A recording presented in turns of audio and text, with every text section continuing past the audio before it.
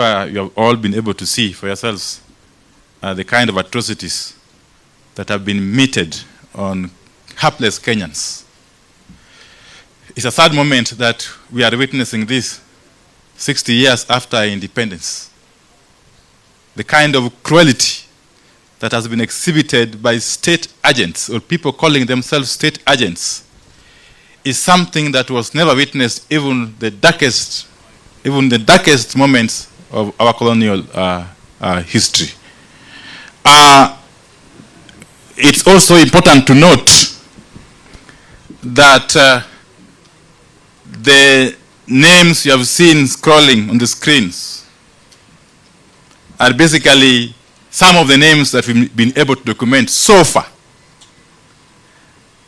There are a lot more people that have since lost their lives in the hands of the police,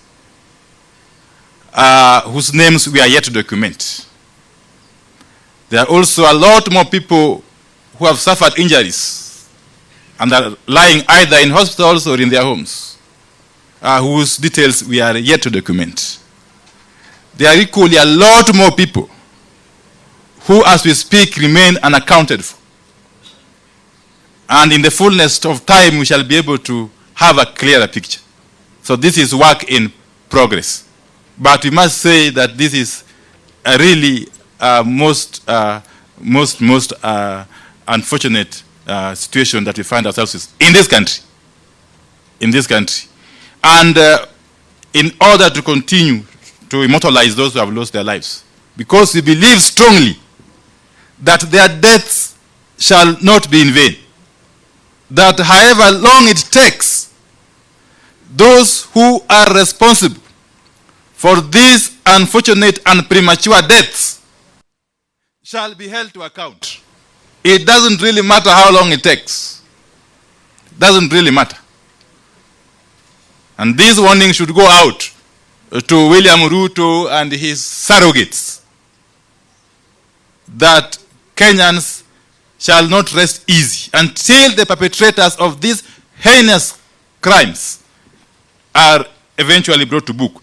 So in order to immortalize these very gallant souls, we shall continue to name them over and over again. And therefore, that's what I'll do right away.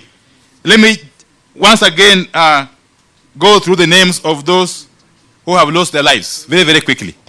And these people are all over the country. They're all over the country, but the most unfortunate thing,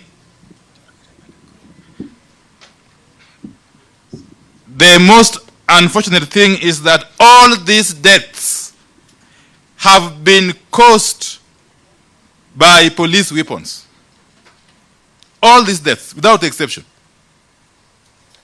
So, number 1, Regan Otieno Adero, Stephen Okinyi, Mudhoka Mutunga, Benjamin Imbi, Raphael Shigali, Mr. Kalasinga, Faith Wairimu, Edward Wanjala, Charles Ochieng, Dennis Mwendo Mwikali, Eunice Mudheu, John Musa, Derek Adongo, William Manyange, Peter Ngolanie, Fanuel Ochieng Okelo, John Ochieng, George Otogo, Pascal Owino Hayongo, Harris Ochieng, Bernard Ochieng Otana, Meshak Ishereka, Joseph Ogonda Muga, Harris Ochieng, Bernard Kilonzo Mwanzia, Alex Mutina Nzuve, David Agan, Pascal Owino, Felix Otieno Duor, Muthakie Mudhui, John Okoth, George Odhiambo Anyama, John Ochieng, Felix Otieno Opio, Duncan Simiu,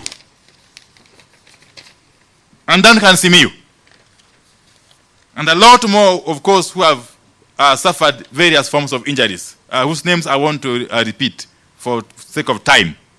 Let me, at this juncture, as I acknowledge the presence of my colleague members of parliament from both National Assembly and the Senate, Just be upstanding for just 1 minute.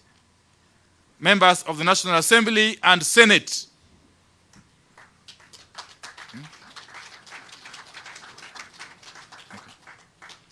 Thank you very much. Thank you very much, colleagues.